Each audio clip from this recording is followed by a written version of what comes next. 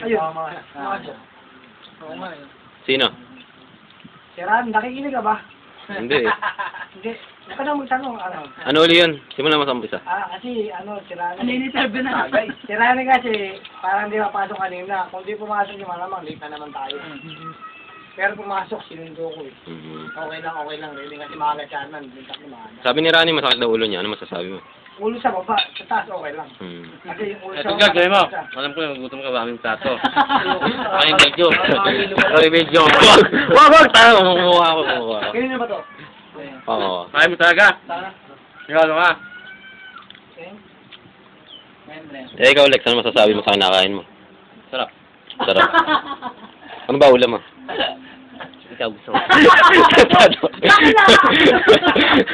Talaga muna sa'yo ba? Niloloko ka? Nahamon ka ulit.